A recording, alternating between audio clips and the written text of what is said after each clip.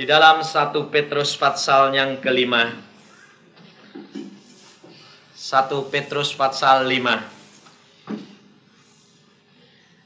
Pikiran dan hati kita tujukan semuanya kepada Tuhan, sehingga suasana yang panas tidak akan engkau rasakan. Sebabnya apa? Hidup kekristenan itu harus benar-benar kita harus pindah daripada daging kepada satu perkara-perkara yang rohani. Jadi kita harus belajar, saudara, melupakan apa semua yang di sekitar kita, dan kita tertuju hanya memandang kepada Yesus. Ini memang kekristenan itu harus latihan, saudara. Kalau saudara tidak pernah berlatih, saudara tidak akan mencapai kesempurnaan. Jadi jangan sampai saudara itu merasa seperti kekristenan zaman dahulu, ya. Hanya kalau disuapin itu masuk, kalau tidak disuapin tidak masuk. Ya, itu tidak. Sekarang sudah berubah. Kita harus berlatih. Kerohanian kita harus dilatih, panca indera kita harus dilatih supaya kepekaan kita bertambah dan kita menjadi dewasa, ya. Di dalam 1 Petrus pasal yang kelima, mulai ayat yang pertama.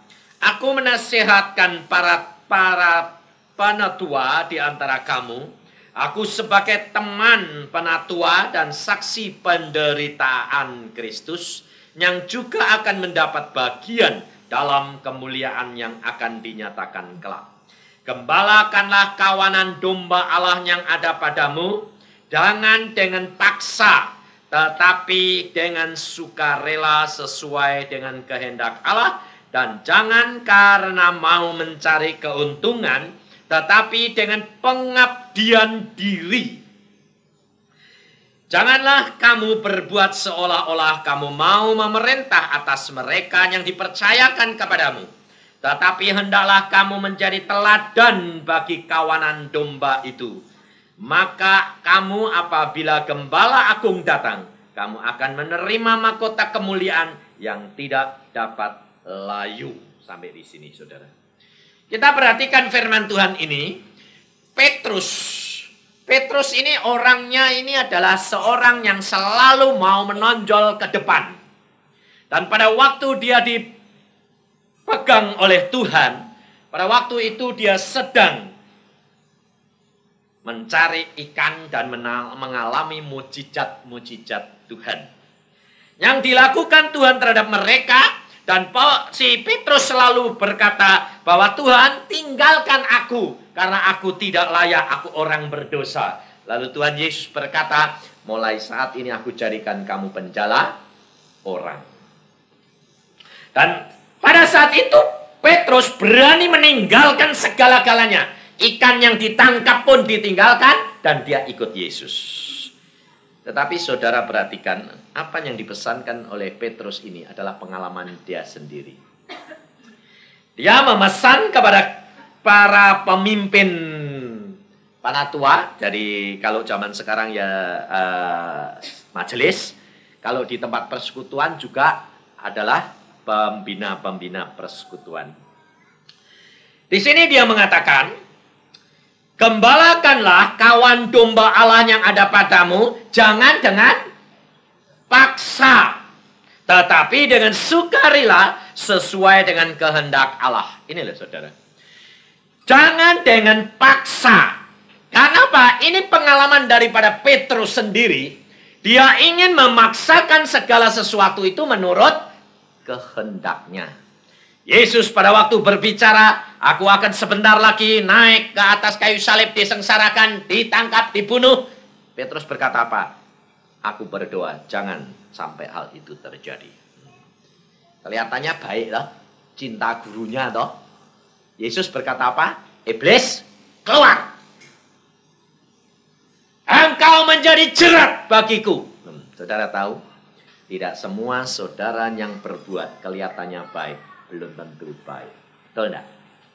Maka dari itu si Petrus berkata, gembalakanlah jangan dengan paksa. Kira-kira terus terang saudara, saudara menjadi anak Tuhan di tempat ini, saudara sudah bertobat. Kalau saudara menginjili seseorang, yang engkau mulai bimbing, engkau mulai atur, engkau mulai bawa ke dalam tangan Tuhan. Kira-kira kalau tidak nurut, Anda jengkel tidak? Ayo, jujur. Kalau jengkel itu kehendakmu apa kehendak Tuhan? Kehendak kita toh? Berarti kamu mau menggembalakan dengan paksa, saudara tahu. Lah kalau sudah mulai ada kejengkelan itu, engkau murni enggak pelayanannya? Enggak murni, saudara. Ini loh. Maka Petrus berkata, hendaklah dengan sukarela. Karena apa? Petrus ini pengalaman. Makanya saya selalu katakan, Alkitab di samping kitab suci, kitab perjanjian adalah kitab pengalaman pribadi seseorang dengan Allah. Jangan lupa. Pengalaman pribadi dengan Allah, pribadi dengan Allah. Ini ditulis di dalam Alkitab. Jadi, saudara harus mengalami. Maka Petrus menjadi gembala, dia mau dan dia merelakan dirinya. Kenapa? Dia sudah ngalami. Dia ikut mengorbankan semua hasil ikannya. Dia mengorbankan segala-galanya. Dia pertama kali dengan perhitungan, saudara. Ikut Yesus dengan perhitungan. Sebab hal ini saya alami. Saya pada waktu kecil dipanggil Tuhan, saya tidak mau jadi orang Kristen. Tuhan mengatakan kepada saya, mari ikut aku. Saya bilang, kalau ikut engkau, buat apa orang Kristen itu munafik kok, saya bilang. Hidup orang Kristen itu munafik. Saya berkata, kenapa? Saya lihat orang hidup, orang Kristen kalau ke gereja baik, ke persekutuan baik, sudah pulang ribut lagi. Loh, betul enggak? Kalau saudara lihat hidupnya orang Kristen kelihatannya baik, bertobat, urut persekutuan. Ternyata punya maksud yang jelek. Nah, sedang bangkrut turut persekutuan. Berapa? Lumayan kalau dapat relasi untuk utangan, curang ajar. Loh, apalagi kalau persekutuannya orang kaya-kaya ya dah. Loh, kadang-kadang motivasinya begitu enggak? Iya, saudara. Enggak sedikit, enggak, banyak. Yang dalam kesusahan kerap kali turut persekutuan, wah, yang ngajak gampang. Waduh, aku dapat domba. Nggak taunya dalam unek-uneknya dia tahu. Siapa tahu nanti dapat pertolongan. Cara ngomongnya saja sudah kelihatan. Contohnya, kalau saudara menginjil ke penjara. Ayo. Orang penjara keluar, saudara didatangi rumahmu. Deg-degan enggak? Lo jujur. Deg-degan enggak? Deg-degan takut apa? Takut dimintai dah. Kenyataan loh, saudara. Karena apa? Karena kami masih hidup di dalam dunia, terikat oleh perkara-perkara dunia. Ini loh, saudara. Kita belum dapat melepaskan semuanya itu. Karena apa? Roh tidak menguasai. Hidup di dalam roh. Ini loh. Kekristenan kalau saudara tidak mencapai tingkatan sampai roh menguasai Anda, engkau akan gampang gugur. Sebab ini pengalaman daripada Petrus. Dia memaksakan segala kehendaknya menurut dia sendiri. Dia melakukan tidak dengan rela, tetapi dengan kekuatan dia sendiri. Maka pada waktu Tuhan Yesus dia berkata bahwa aku akan sebentar lagi mati. Dia berkata apa? Semua boleh meninggalkan engkau. Aku mau mati buat engkau. Itu kehendak Petrus atau kehendaknya Tuhan? Kehendak Petrus. Kenapa Yesus biarkan?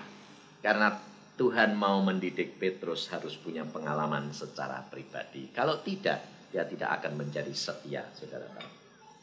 Dia tidak akan mengenal siapa Yesus yang sesungguhnya kalau dia tidak mengalami secara pribadi. Karena kehendaknya selalu dituangkan di dalam rencana daripada Allah.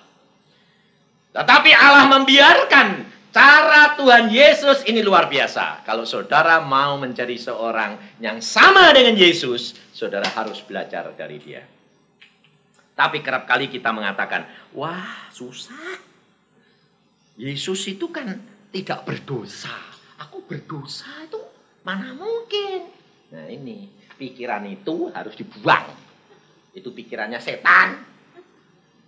Bukan pikiran Allah. Pikiran Allah.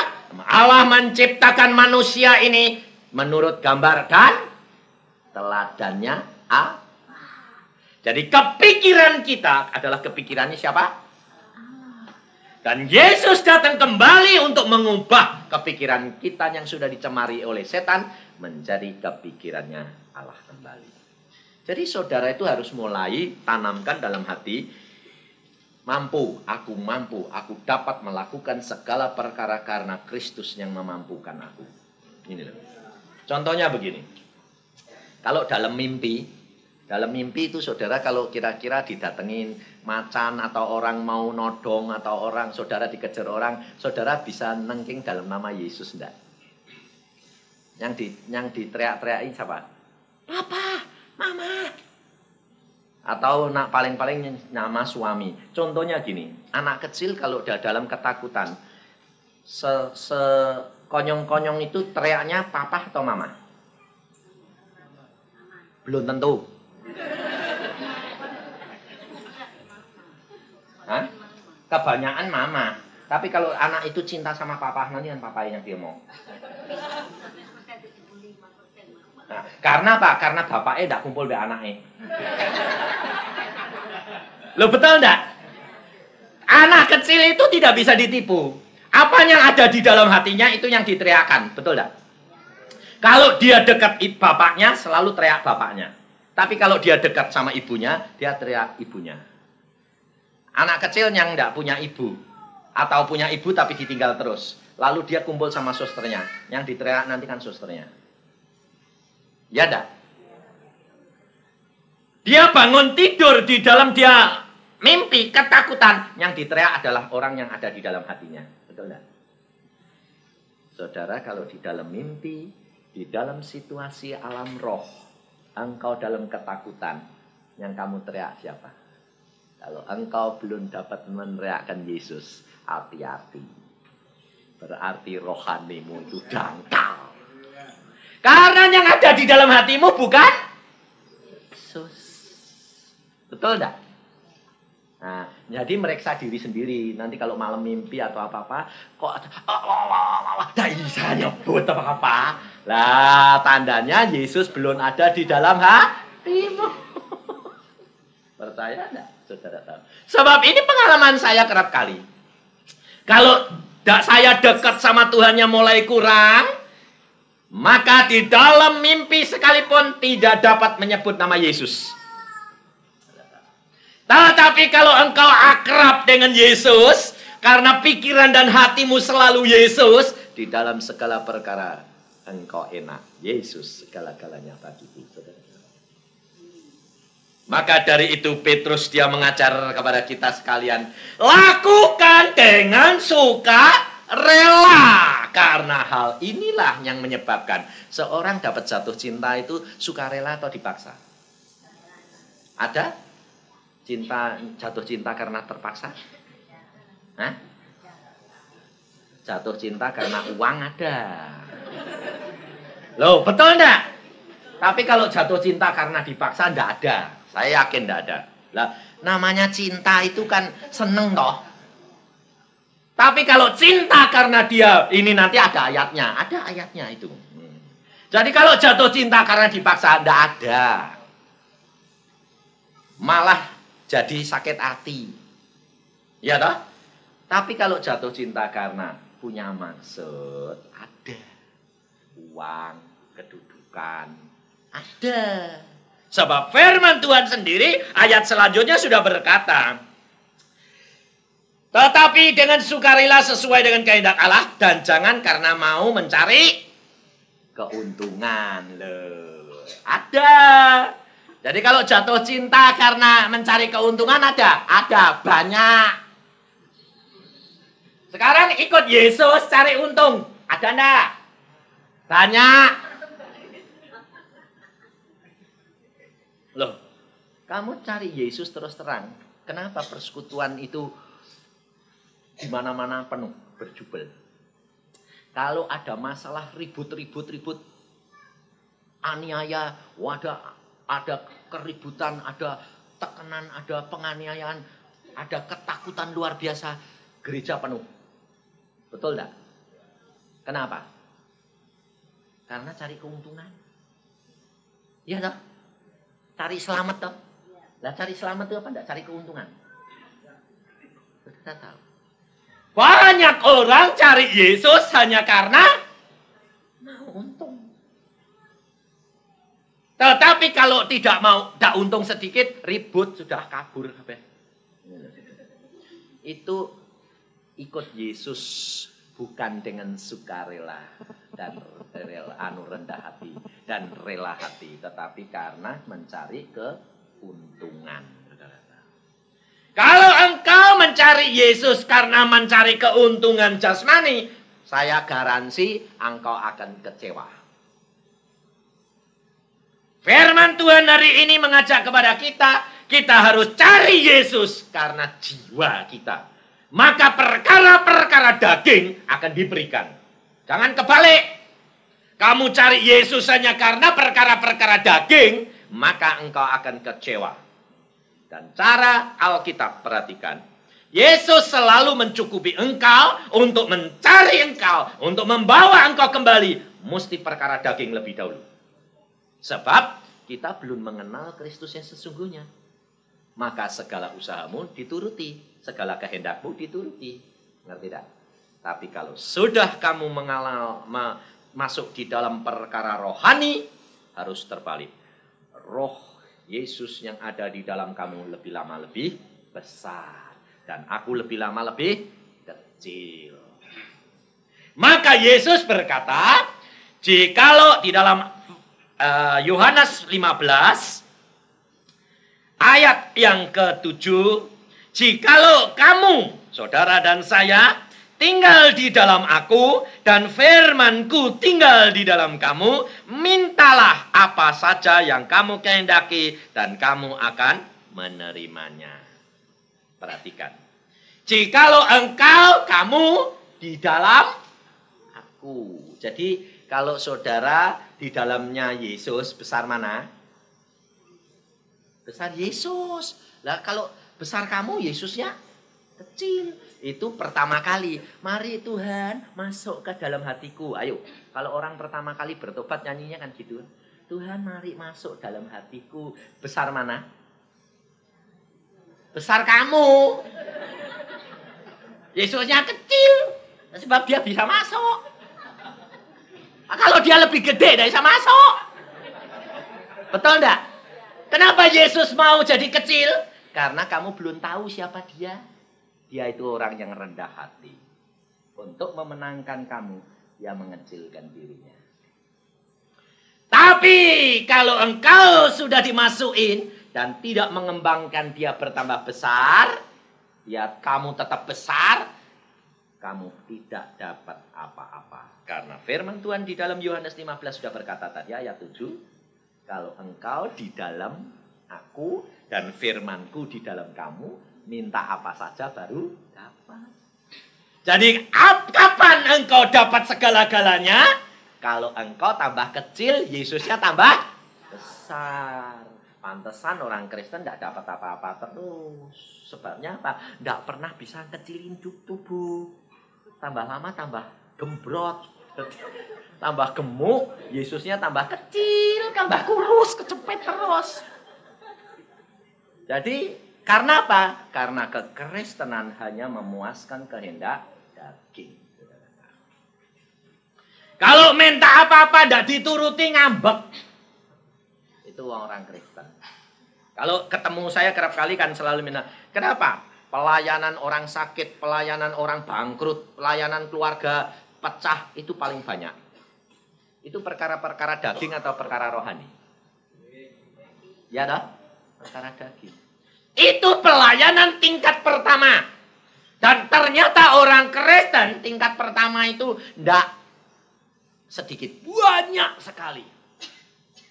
Sampai Tuhan mengatakan, engkau lihat Yusa, kapan anak-anakku ini menjadi dewasa? Mintanya selalu cuma diloloin terus, didulangi terus mintanya gitu. Tidak bisa makan sendiri. Suruh baca Alkitab, tidak barbar. Kapan kita mau berani mengalahkan kehendak daging ini? Kalau engkau tidak salibkan dagingmu dan sangkal diri, engkau selalu kalah terus. Kalah terus. Sebab firman sudah berkata, kalau engkau di dalam aku dan firmanku ini di dalam kamu, minta apa saja kamu dapat. Ini saya alami. Belum apa-apa itu saya barusan kepengen tuh. Tuhan sudah sediakan, saudara tahu. Karena apa? Karena dia sudah berfirman dan dia berjanji, dia tidak mesti menggenapi akan janjinya. Karena dia Allah yang perkasa, Allah yang tidak pernah bohong. Tapi kalau setan, engkau disodori dulu secara jasmani, belakangan kamu diambil jiwamu. Maka dari itu saudara harus belajar. Firman Tuhan ini harus hati-hati. Sebab setan pun dapat seperti malaikat yang suci. Saya punya teman, seorang dokter gigi di negeri Belanda sekarang, yang menolong kami.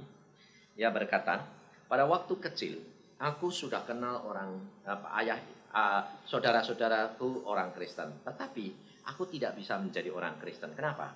Karena aku hidup dalam kesakitan paru-paru, rusak, dalam segala perkara. Lalu aku belajar yoga. Dan ternyata aku belajar yoga itu kok jadi sehat. Kok bisa ya yoga itu memberikan kesehatan? Wah, dia tambah lama mendalami sampai ke tingkat yang lebih tinggi. Sebab pikirnya itu cuma senam biasa. Saudara tahu, sampai ke tingkat yang terakhir, dia bertemu dengan roh. Dia berkata gini, siapa kamu? Aku adalah pimpinan yang kamu latih itu. Loh, kenapa kok kamu? Ya, kaki dia sakit lagi. Lalu dia ketemu sama orang itu, roh itu, dia berkata, kamu bisa menyembuhkan aku? Bisa, tapi satu syaratnya. Tingkatan yang terakhir, engkau harus bayar dengan jiwamu. Tidak tahu. Loh, jiwaku bayar bagaimana? Engkau ikut aku dan tidak boleh ikut yang lain. Bagaimana caranya? Apapun yang aku perintahkan harus kamu lakukan. Saudara tahu. Pada waktu itu justru dia dalam ketakutan. Dia ingat pernah dikatakan nama Yesus. Dia bilang, aku mau coba teriak nama Yesus. Dia bilang, dalam nama Yesus, Yesus, Yesus, Yesus. Orang itu lari. Loh, kok lari? Kalau gitu dia kalah sama Yesus. Lalu dia bertobat. Dan dia berkata, ternyata semua yang kelihatan indah di dalam dunia ini, itu semuanya semu. Dan semuanya menuju kepada kebinasaan. Dan salah satu anaknya bisu tuli. Sampai gadis besar bisu tuli. Dia mengatakan, Tuhan, aku minta ampun dan aku mau minta kesembuhan buat anakku. Dan Tuhan jamah kaki dia mencari sembuh sempurna. Dan sekarang dia mengatakan apa? Tidak ada yang lain kecuali Yesus.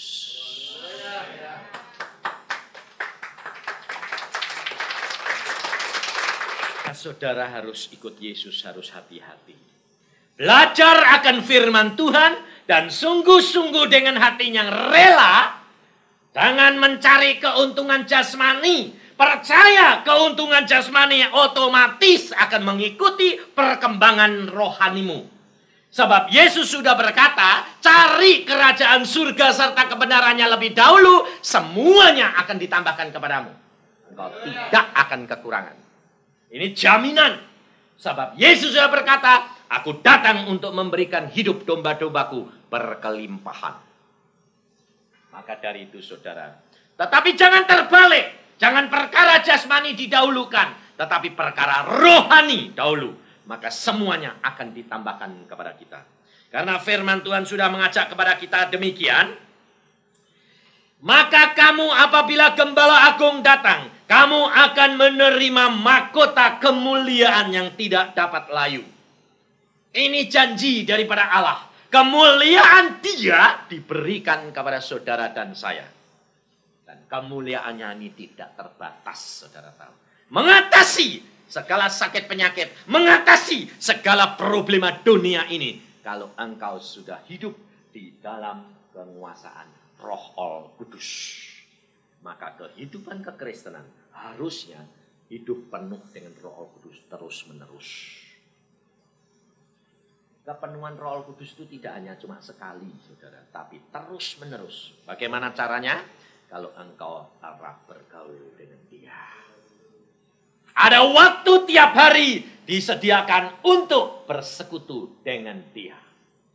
Coba, di sini siapa yang setiap hari sudah punya waktu khusus pagi hari sebelum pergi kerja, sebelum sekolah, khusus punya jam paling tidak setengah jam untuk duduk diam bersama dengan Yesus. Siapa yang sudah melakukan? Yang lain mana? Belum. Pantesan rugi terus kamu nih. Lakukan, engkau akan melihat perkara-perkara Allahmu berjalan di depan. Setiap hari engkau lakukan, engkau akan melihat Allah yang mengawali segala-galanya di depan. Saudara tahu, urusanmu menjadi gampang, urusanmu menjadi sederhana. Karena apa? Karena Allah Dia yang membuka mata rohanimu melihat segala perkara.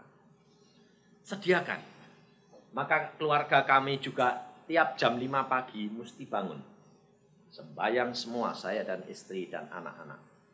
Saudara kerap kali berkata, habis diajak tidak mau, masih ngantuk. Yang rohani yang harus ngajari dulu. Saya dulu tidak ngajak istri saya, caranya bagaimana? Saya dulu yang sembahyang.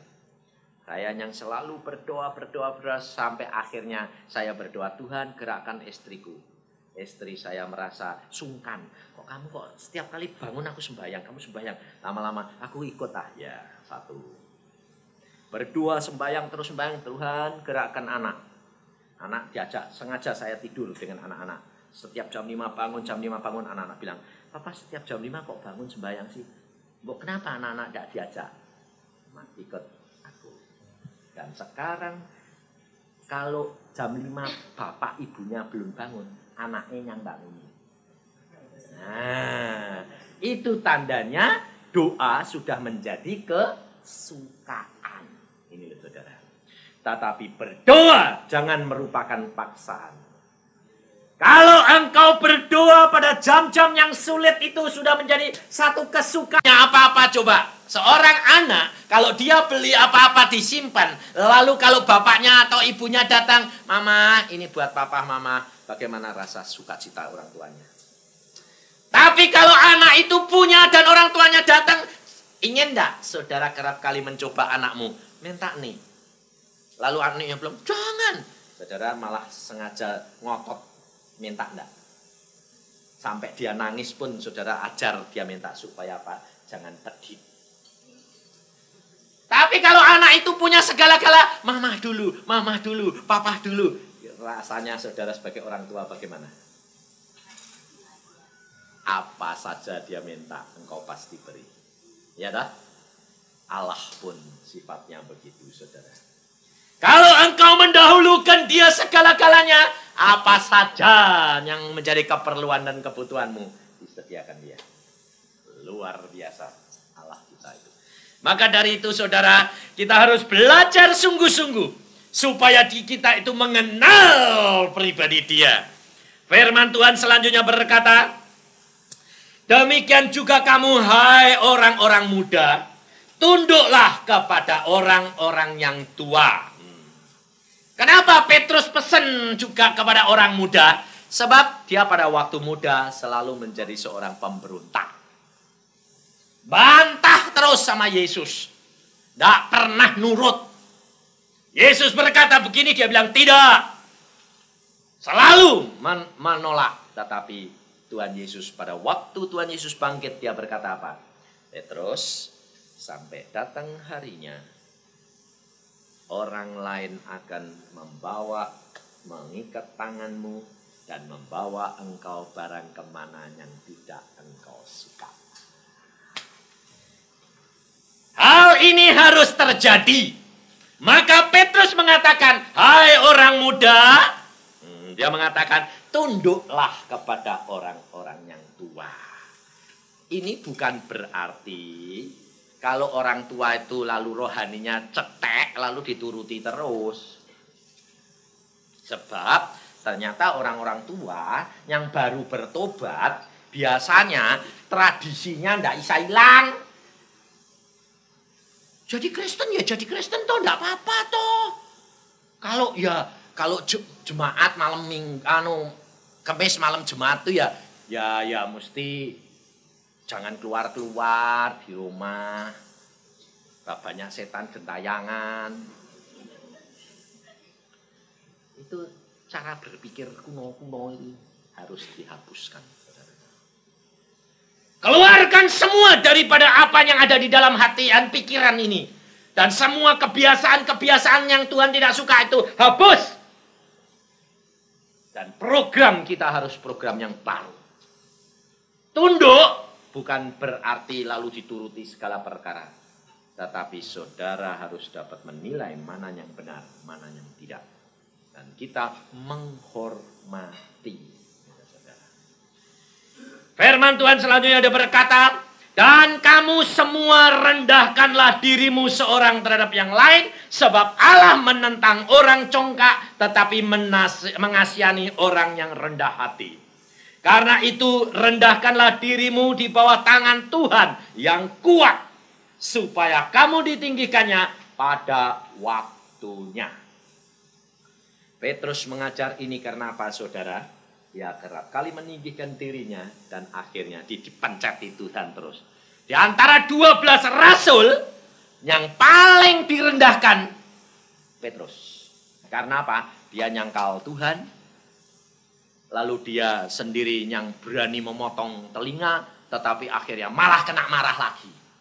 Dia mau menunjukkan dirinya pahlawan, membela Yesus. Yesus berkata, sarungkan pedangmu. Apa kamu kira aku tidak dapat minta kepada Bapa untuk malaikat turun 12 legion? Saudara tahu.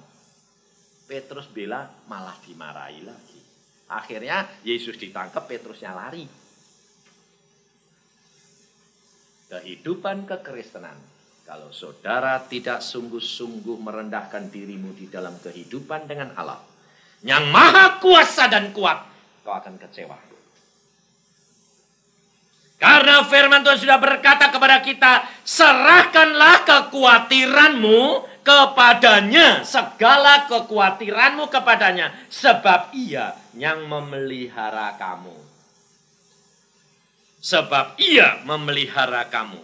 Sadarlah dan berjaga-jagalah, lawanmu si iblis berjalan keliling sama seperti singa yang mengaum-ngaum dan mencari orang yang dapat ditelannya. Kalau ayat ini saudara perhatikan, singa ini dia mengaum-ngaum, berkata apa? Mengaum-ngaum, dia mengelilingi, saudara. Kenapa? Kalau dia ketemu singa, ketemu orang, dan singa itu mau nelen. Kenapa kok dia mengaum-ngaum kok bisa keliling-keliling? Perlunya apa? Nakut-nakuti. Loh, ayat ini berkata loh, dia siap sedia untuk menelan kamu. Lah kok dia keliling-keliling, kenapa? Loh, kalau ketemu saudara, dia sudah siap menelan. Lah buat dicaplok, plok. Lah kok dia mengaum-ngaum sambil keliling-keliling, kenapa? Loh, ini ayat ini enggak kebetulan loh, jangan kira kebetulan. Si iblis berjalan keliling sama seperti singa yang mengaum-ngaum mencari orang yang dapat dia keliling mencari orang yang dapat Kenapa? Kenapa dia keliling? Yang dicari ini orang dunia atau orang anak Tuhan? Anak Tuhan. Dia keliling satu persatu, saudara, ini setiap hari, setiap saat ini dikelilingi setan.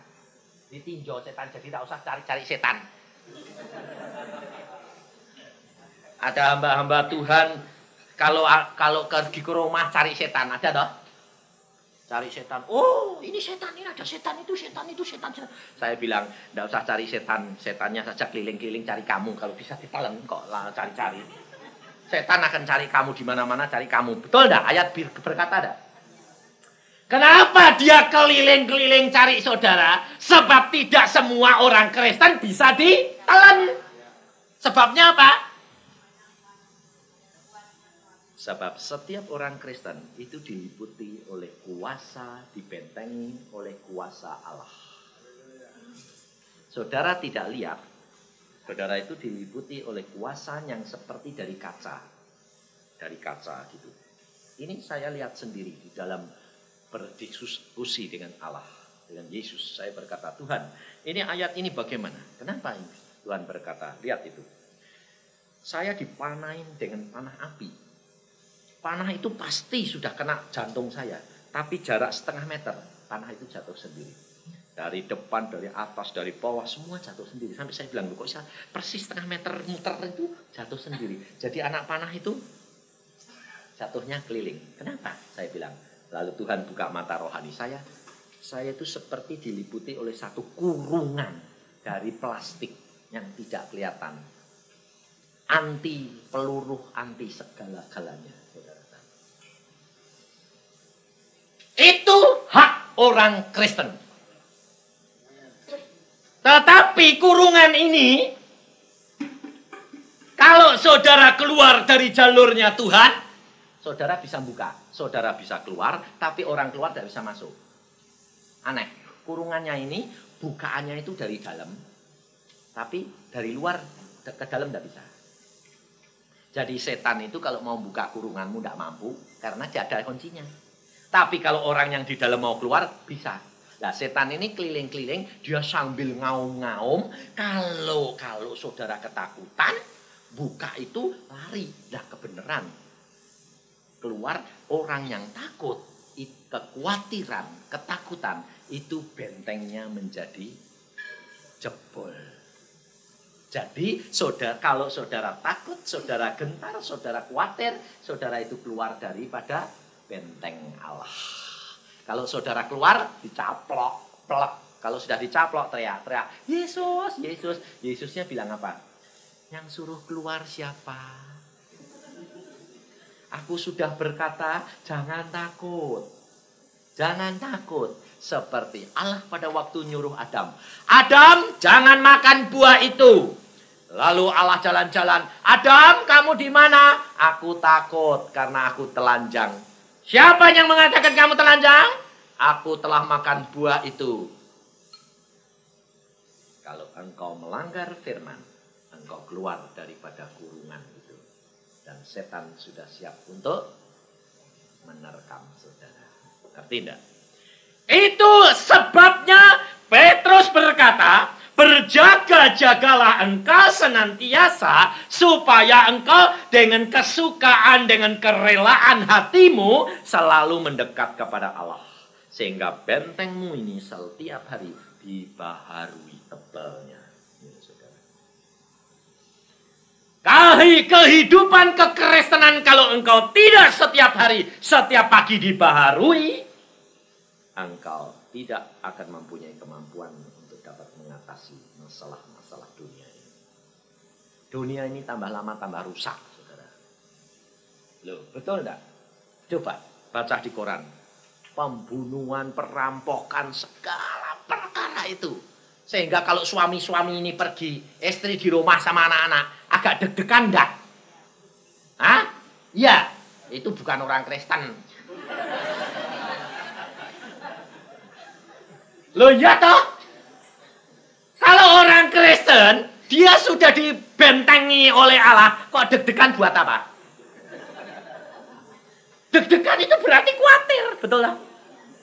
Lah kalau saya di sini sampai 1 bulan apa istri sama anak-anak saya sendirian, saya deg-degan lah, saya kan jantungan terus. Tidak bisa saudara.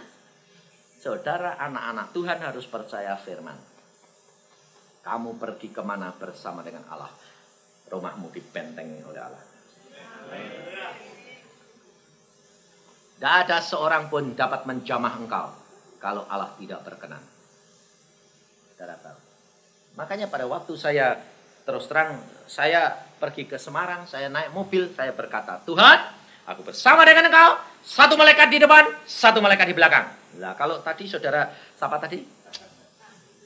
si Musa, dia syung, lalu nangkring di atas jalanan. Ya dah.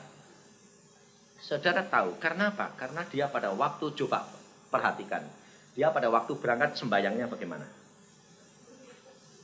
Ayo, jujur sama istri ini. Pergi sama istri enggak? Nah, sembayang enggak? Nah, ya dah. Pada waktu pulangnya enggak dah? Enggak. Sembayang yang lain-lain. Saudara tahu setiap doamu dilakukan oleh Allah. Ini loh saudara. Sebabnya apa? Sebab setiap kita berdoa itu langsung. Saya lihat sendiri meja Allah. Saya sampai gini. Saya pada waktu itu Tuhan Yesus mengatakan, Yusa, itu surat disortir. Saya pikir surat apa sih Tuhan? Kok surat kok datang sendiri? Saya lihat dari sini, loh kok ini kok surat kok loncat-loncat sendiri? Surat itu bisa plung. Dari mana asalnya? Tak cari-cari. Mejanya itu marmer bagus, tebal, gantung, enggak ada kakinya. Ini model apa sih saya bilang? Tuhan Yesus duduk di meja itu. Saya di sampingnya dipanggil. Terus Tuhan berkata, ini surat-surat ini datang ini sortir. Lalu saya bilang, surat apa sih Tuhan? Coba baca. Saya lihat. Surat doa orang Kristen. Luar biasa saya kira. Loh, surat ini tiap orang Kristen berdoa ini surat masuk ke mejamu Tuhan. Ya, tapi tunggu. Nah terus Tuhan berkata, aku pergi kamu sortir. Saya sortir. Saya bisa nyortir. Oh ini satu ini di sini, ini di sini, di sini. 3 bagian. 1 segera ditandatangani, 2 ditunda, 3 ditolak. Jadi ada doa yang segera dikabulkan, doa yang ditangguhkan, dan doa yang ditolak. Saya bilang, Tuhan, ini doa orang Kristen ini setiap saat masuk ke mejaku.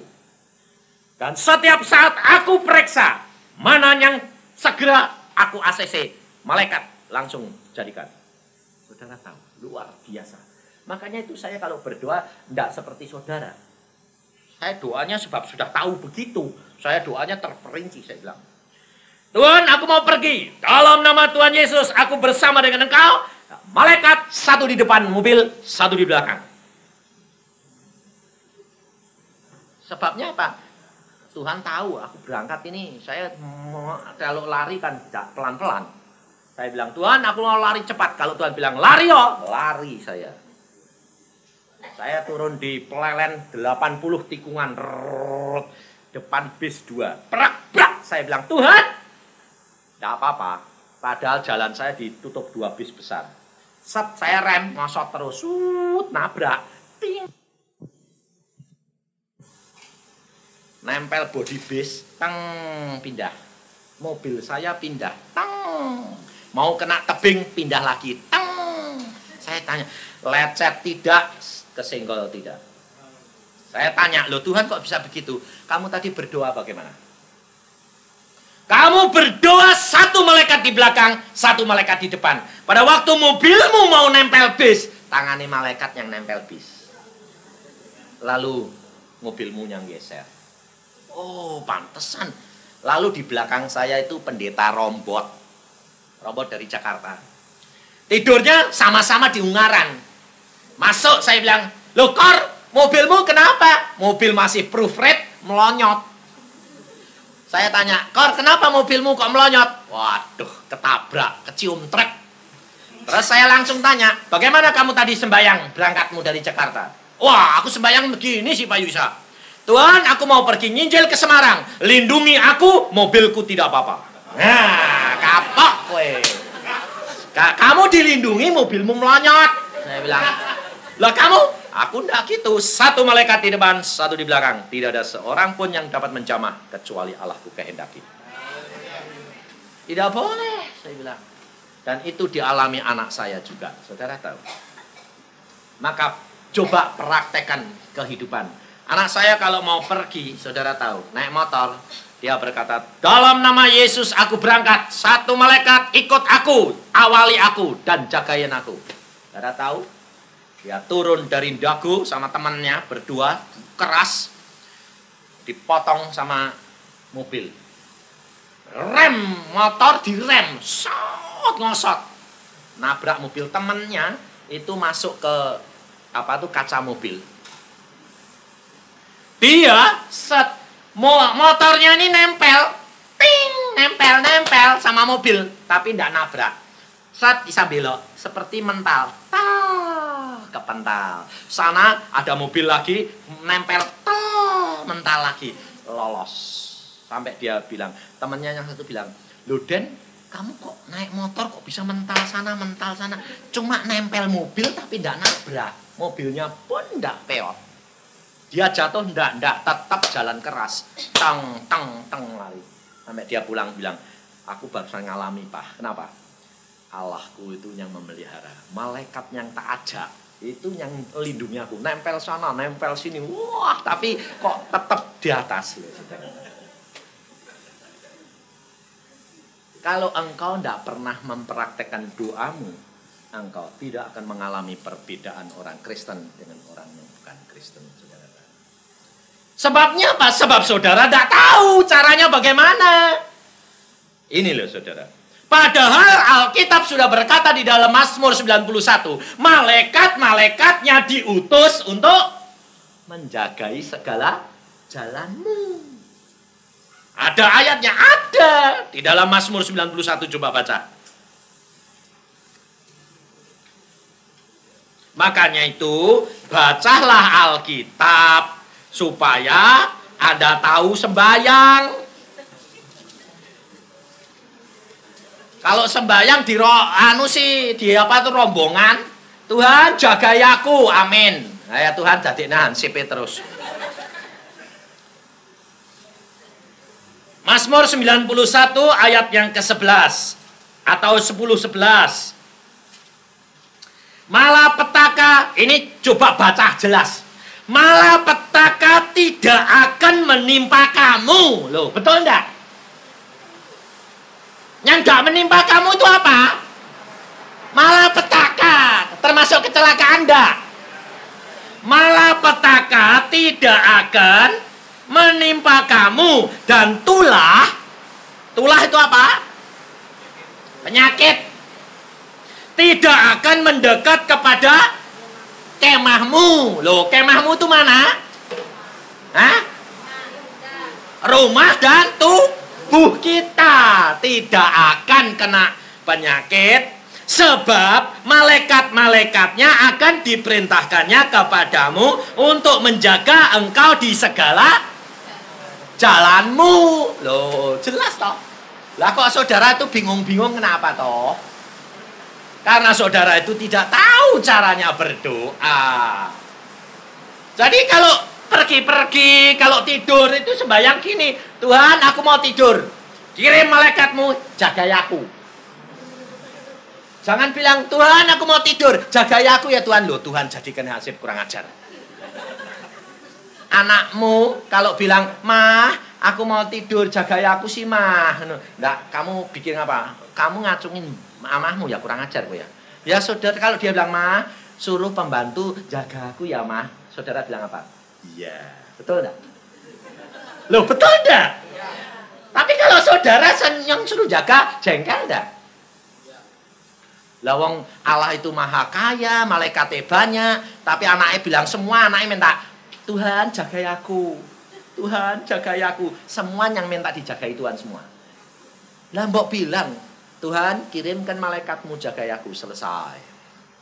Sip.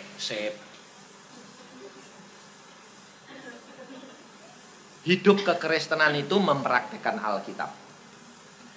Sebab Yesus berkata, kalau engkau menjadi muridku, engkau harus melakukan firman-Ku. Jadi firman Yesus ini yang harus dilakukan.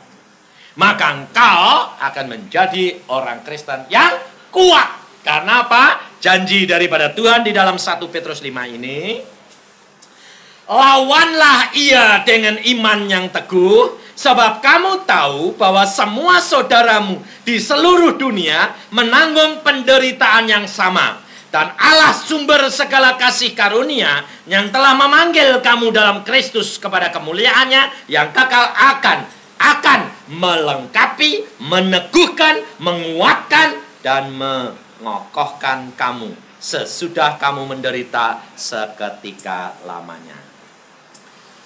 Engkau akan diteguhkan, dikokohkan, dikuatkan di dalam Yesus Kristus. Tetapi bagaimana caranya?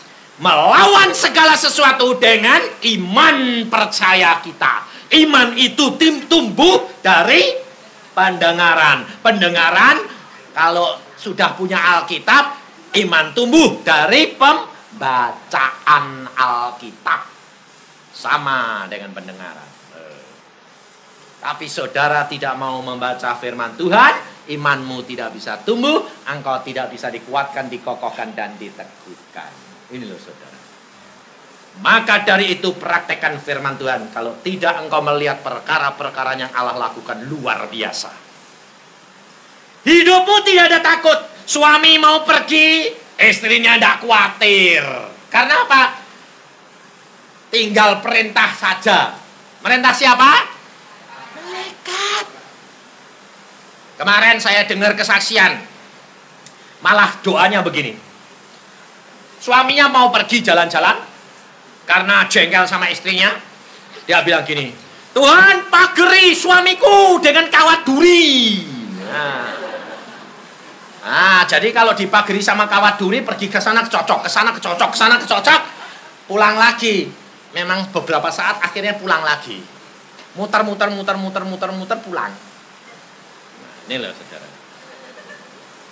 Jadi kalau suami yang nakal perlu digituin. Gak usah kawat duri. Yang lebih tajam ya enggak apa-apa. Biar kapok, cocok-cocok dia sana. Suami-suami nakal. Dan dia membuktikan. Istri ini membuktikan. Dia membuktikan. Dan suaminya segera kembali. Jadi kalau kita tahu suami istri yang umpamanya istrinya ini sukanya pergi shopping terus dah. Doain sama suaminya. Tanggung nanti dia muter mendadak lihat apa-apa pulang lagi. Resepnya gampang. Seperti disaksikan tadi, ngerokok tidak ada rasanya. Lah lama-lama kan bosen toh. Sama saja saudara tahu. Praktekkan firman. Berdoa bahwa doamu itu segera akan dilakukan oleh Yesus. Karena apa? Karena engkau percaya segala perkara dapat terjadi bagi orang percaya. Hidup kekristenan itu sebetulnya rileks. Tidak ada ketakutan, tidak ada kekhawatiran, tidak ada bingung-bingung ini apa. Tidak usah khawatir. Karena apa? Karena kita tahu, asalkan kamu hidup menyenangkan hatinya Allah, Allah akan melakukan segala perkara untuk kita. Amin. Mari kita berdoa. Dan firman-Mu sudah hamba sampaikan. Dan kami mengucap syukur akan hawa yang Kau berikan yang indah dan sejuk ini. Segala perkara tidak ada yang kebetulan. Dan kalau hujan ini nanti sebentar, kalau anak-anak-Mu hendak pulang, hamba minta di dalam nama Tuhan Yesus, Engkau hujan berhenti. Karena anak-anak Raja mau berangkat pulang. Dan Engkau berhenti. Karena anak-anak Tuhan pulang harus dengan selamat.